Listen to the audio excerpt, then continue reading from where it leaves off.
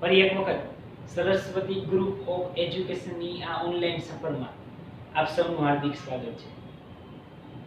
વિદ્યાર્થી મિત્રો, આપણે ગણિતમાં ધોરણ 5 આજથી આપણે નવું ચેપ્ટર સ્ટાર્ટ કરવાનું છે, એટલે કે ચેપ્ટર નંબર 3 કેટલા ચોરસ.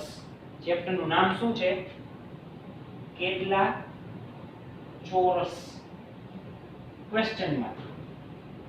કેટલા ચોરસ બહુ ઈઝી અને નાનું ચેપ્ટર છે, તમને ભણવાની મજા આવશે. બરાબર. આ ચેપ્ટરમાં આપણે પરિમિતિ, કોઈ પણ ચોરસ આપેલો હોય આકાર, એ પછી ત્રિકોણ હોય, લંબચોરસ હોય, બરાબર, તો આવા આકારોની આપણે પરિમિતિ શોધવાની થશે. ખાસ યાદ રાખજો, કઈ કઈ વસ્તુ શોધવાની થશે? પરિમિતિ. પછી આપણે એનું ક્ષેત્રફળ શોધવાનું થશે, એરિયા. આ બે વસ્તુ આવડે બાળકો એટલે એમ સમજો કે આ ચેપ્ટર આખું તમને આવડી ગયું. તમે જોવો તો સ્વાધ્યાય પોથીમાં સાવ નાનું અને સહેલું ચેપ્ટર છે. આકૃતિ બેઝ જ આખું ચેપ્ટર છે. આકૃતિ દોરેલી હોય, એમાં બાજુમાં અને સાઈડમાં લંબાઈ પહોળાઈ એટલે કે એની પરિમિતિ લખેલી હોય, તો એના આકાર તમને માપ આપેલા જ હોય, એના ઉપરથી તમારે ઘણી વખત એની પરિમિતિ શોધવાની થશે, ઘણી વખત એનું ક્ષેત્રફળ શોધવાનું થશે. બરાબર. એ તમે ધીમે ધીમે ચેપ્ટરમાં આગળ વધશો એટલે તમને બેયના સૂત્ર આવડી જશે અને બેયમાં આઈડિયા આવી જશે કે કઈ રીતના પરિમિતિ શોધવાની અને કઈ રીતના એનું ક્ષેત્રફળ શોધવાનું.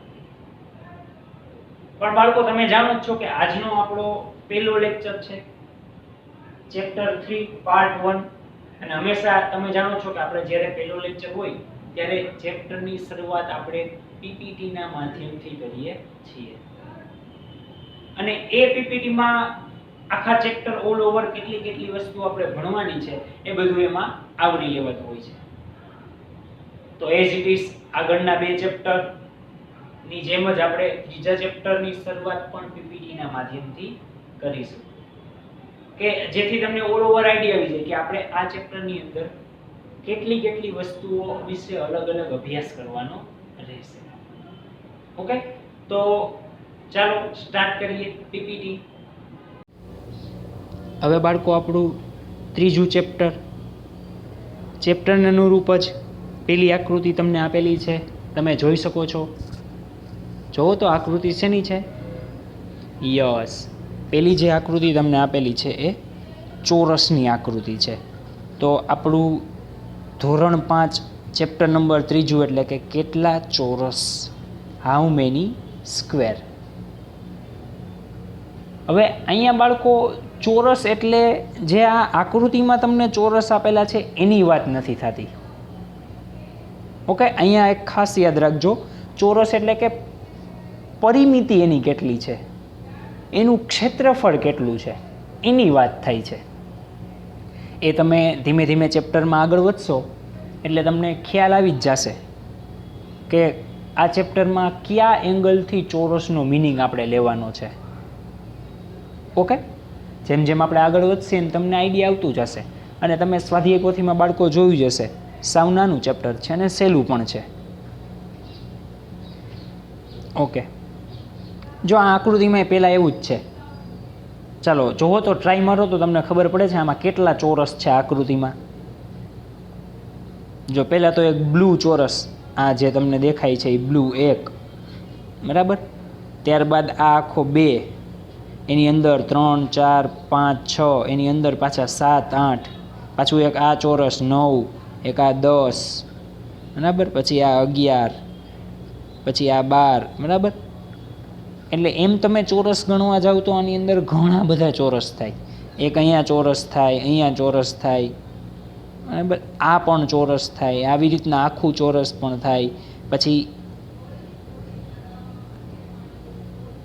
આ પણ આખું આમ ચોરસ થાય, બરાબર. અલગ અલગ ઘણા બધા ચોરસ થાય. તો શું આપણે આ ચેપ્ટરમાં એ ચોરસની વાત કરવાની છે? ના, એ ચોરસની આપણે વાત કરવાની નથી. નો ડાઉટ તમને રકમમાં આકૃતિઓ આવી જ બધી ચોરસની આપેલી હશે, બરાબર, પણ એમાં કેટલા અંદર ચોરસ છે એવું આપણે ગણવાનું નથી. જો એના જેવી જ બીજી આકૃતિ અહીં તમને આપેલી છે, ચોરસ આપેલા છે ઘણા બધા. એક તો આ મેઇન ચોરસ 1, પછી આ 2, 3, 4, 5, 6, 7, 8, 9, આમ એક ચોરસ થાય 10, કેટલા બધા ચોરસ છે.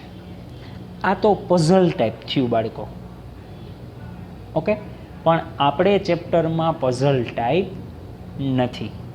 જેમ મેં તમને કીધું એમ આપણે ચેપ્ટરમાં શું શોધવાનું છે, તો કે તમને જે ચોરસ, લંબચોરસ, ત્રિકોણ, બરાબર, કોઈ પણ આકાર આપ્યો હોય તો એની તમારે પરિમિતિ અને એના ક્ષેત્રફળ તમારે શોધવાના થશે. ઓકે, આમાં આપણે કેટલા ચોરસ છે ને એવું કાંઈ શોધવાનું નથી. તો પરિમિતિ અને ક્ષેત્રફળ શોધવાય બાળકો સાવ સહેલી વસ્તુ છે, એમાં કાંઈ ખાસ અઘરું છે નહીં. બરાબર, તમને ધીમે ધીમે આઈડિયા આવી જશે, તમે એના દાખલા ગણશો એટલે. ઓકે, ચાલો હવે અહીંયા તમને એક આકૃતિમાં જો આકૃતિ આપેલી છે 3 સેમી બાય 2 સેમી. ઓકે, હવે આનું તમને કીધું છે કે આનું તમે ક્ષેત્રફળ શોધો. તો સિમ્પલ, જ્યારે એનું તમને ક્ષેત્રફળ શોધવાનું કે આવા દાખલા તમારે સ્વાધ્યાય પોથીમાં આવશે. આપણે જ્યારે સ્વાધ્યાય પોથીમાં દાખલા આગળ ગણશું ત્યારે સ્વાધ્યાય પોથીમાં આવશે. બરાબર, અહીંયા તમને ચોરસમાં માપ આપેલા જ હશે રકમમાં. તો એ માપ ઉપરથી તમારે એ આકૃતિનું ક્ષેત્રફળ શોધવાનું થશે. તો સિમ્પલ, બેયનો શું કરવાનો? ગુણાકાર. 3 ગુણ્યા 2, જવાબ શું આવે? યસ, જવાબ આવશે 6. તો 6 એ શું થયું બાળકો? આ આપેલ ચોરસનું ક્ષેત્રફળ 6 થયું. બસ આવી જ રીતના તમારે ક્ષેત્રફળ શોધવાનું છે, સાવ સહેલી વસ્તુ. આવડે? ખાલી તમને જે બે ડેટા રકમ આપેલા હોય, માપ આપેલા હોય રકમમાં, એનો તમારે સિમ્પલ ખાલી ગુણાકાર કરી નાખવાનો થાય, અને ગુણાકાર કરો એટલે સામે તમારો જવાબ હાજર. જેમ કે અહીંયા 3, 2, 6, 3 આપેલા છે, 2 પણ આપેલા છે, બેયનો કરો ગુણાકાર. તો આ તમે શું માપી લીધું બાળકો? આપેલા ચોરસનું ક્ષેત્રફળ તમે માપ્યું. ઓકે, હવે આવી જ રીતના જો અહીંયા તમને ક્ષેત્રફળ માપવાનું કીધું છે, તો ક્ષેત્રફળ એટલે લંબાઈ ગુણ્યા પહોળાઈ. 2 સેમી બાય 2 સેમી, અહીંયા એવી રીતના જ થશે.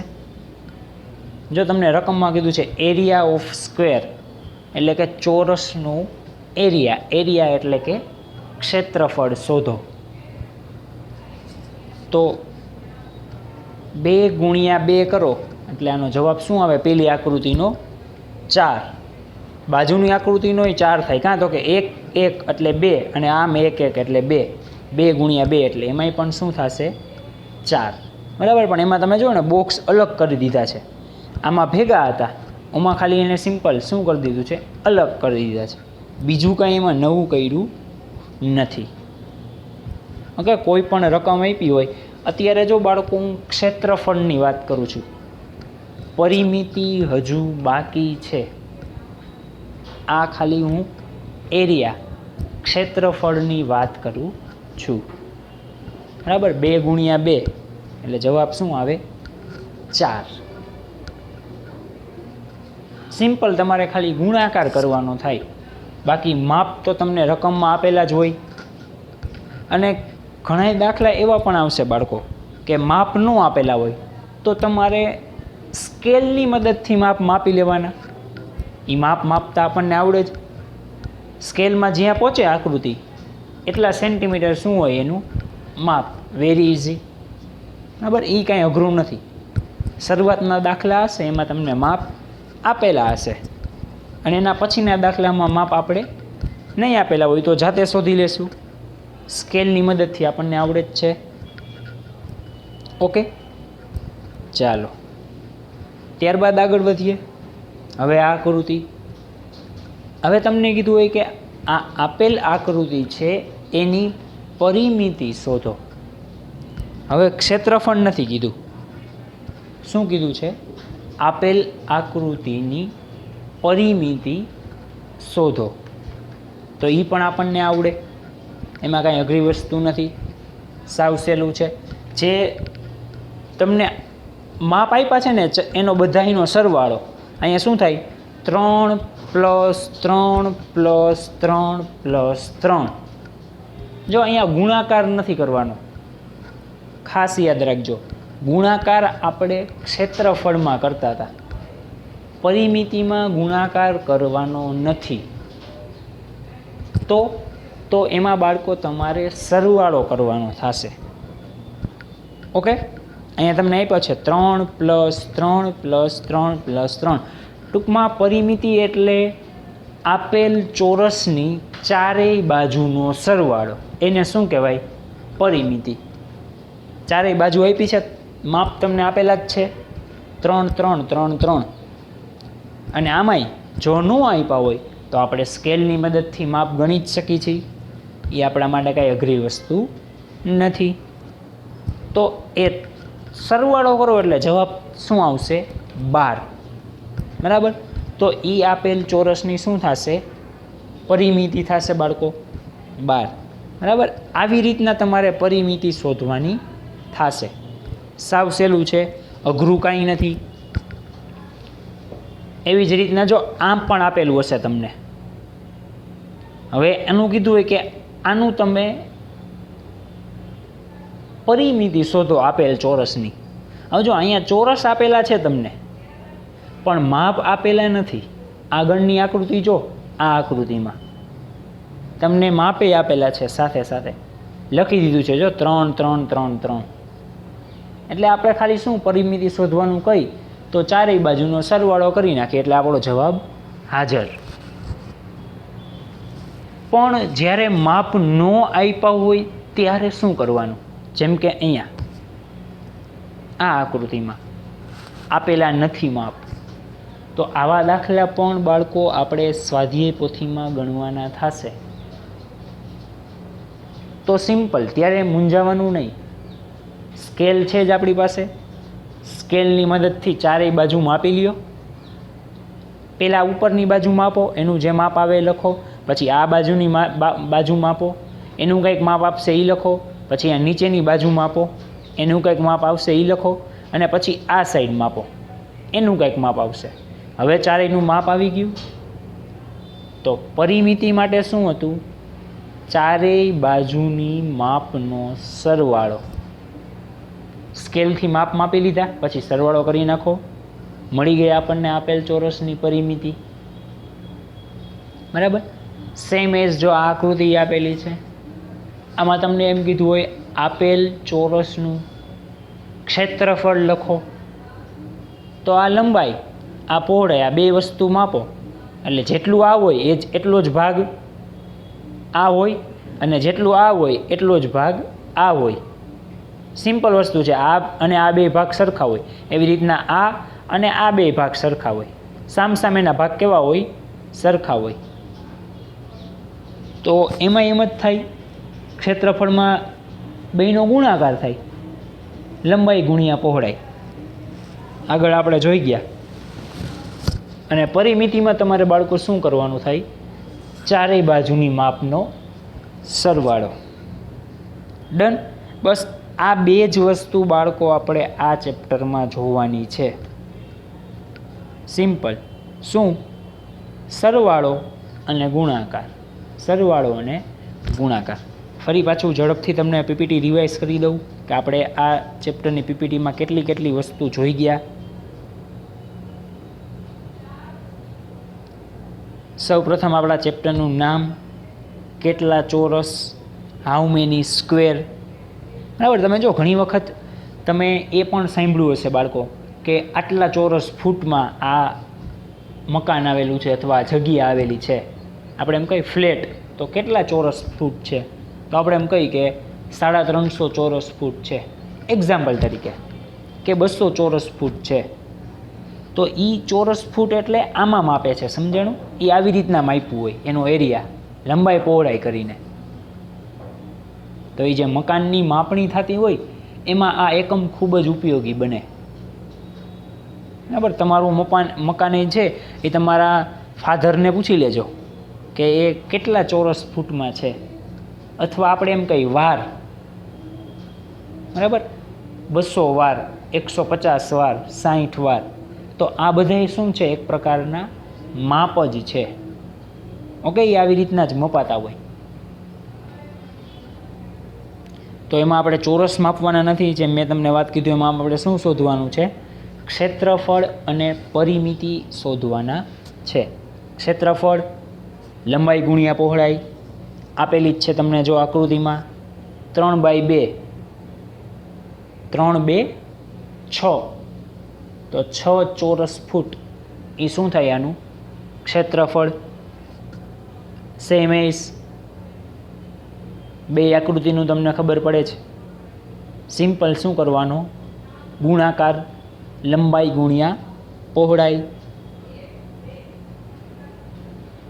ત્યારબાદ પરિમિતિ, ચારેય બાજુ જે તમને આપેલી છે એનો તમારે શું કરવાનો થાય? સરવાળો. અહીંયા ગુણાકાર કરવાનો થશે નહીં. 3 + 3 + 3 + 3 = 12. તો 12 ચોરસ સેમી એ શું થાય? એની પરિમિતિ. ઓકે ને? જેમાં જેમાં માપ ન આપ્યા હોય, આ બધી આકૃતિમાં માપ નથી આપ્યા, તો એમાં મેં તમને કીધું એમ સ્કેલની મદદથી તમે માપ લઈને પરિમિતિ કે ક્ષેત્રફળ જે પણ તમને કીધું હોય તમે શોધી શકો છો. ઓકે બાળકો, તો બસ આ ચેપ્ટરમાં આપણે આ જ વસ્તુ કરવાની છે, અને આટલું કરશું તે ચેપ્ટર નાનું છે, પૂરું પણ થઈ જશે. ડન? તો ચાલો અહીંયા સુધી આપણે પીપીટી રાખીએ છીએ. ઓકે બાળકો, તો તમે પીપીટી જોઈ. આઈ હોપ કે તમને હવે આ ચેપ્ટરમાં આપણે કેટલી વસ્તુઓ વિશે અભ્યાસ કરવાનો છે એનો તમને આઈડિયા બેઝિક આવી જ ગયો હશે. ઓકે, અને તમારી સ્વાધ્યાય પોથીમાં જોશો ને તમે એ પ્રકારના દાખલા, એટલે તમને વધુ ક્લિયર થઈ જશે. અને હવે જેમ જેમ આપણે આગળ દાખલા ગણતા જશું એટલે તમને ઓલ ઓવર આખા ચેપ્ટરનું રોડ મેપ ક્લિયર થઈ જશે કે કઈ રીતના આપણે આ ચેપ્ટરમાં આગળ વધવાનું છે. બરાબર? જનરલી મેં તમને કીધું એમ આ ચેપ્ટરમાં આપણે બે વસ્તુ શોધવાની છે, પરિમિતિ અને ક્ષેત્રફળ. પરિમિતિમાં બાળકો આપણે શું કરશું? તો કે ચારેય બાજુ જે તમને આપી હોય એનો આપણે શું કરશું? સરવાળો. અને ક્ષેત્રફળમાં આપણે લંબાઈ અને પહોળાઈનું શું કરવાનું થશે? ગુણાકાર. આ બે જ વસ્તુ ખાલી યાદ રાખજો. બરાબર? 80% ચેપ્ટર, 80 થી 90% ચેપ્ટર આ બે વસ્તુ ઉપર જ છે કે આપેલ આકૃતિની પરિમિતિ શોધો, આપેલ આકૃતિનું ક્ષેત્રફળ શોધો. ઘણી વખત એવું પણ હશે કે બે વસ્તુ તમને કીધી હશે, આપેલ આકૃતિની પરિમિતિ પણ શોધવાની અને ક્ષેત્રફળ પણ શોધવાનું. આવા પણ દાખલા આવશે. ઓકે, તો એના માટે રેડી રહેજો બાળકો. આઈ હોપ કે તમને પીપીટી ના માધ્યમથી આખા ચેપ્ટરનો સાર ક્લિયર થઈ ગયો હશે. એઝ યુઝ્યુઅલ નું આ વિડિયોની સાથે પણ એક વર્કશીટ આવશે કે જે તમારે સારા અક્ષરે તમારી રફ બુકમાં સોલ્વ કરવાની રહેશે. તો વધુ આપણે બાળકો ભાગ 2 થી સ્વાધ્યાય પોથીમાં આપણું ત્રીજું ચેપ્ટર આગળ વધારીશું. Thank you.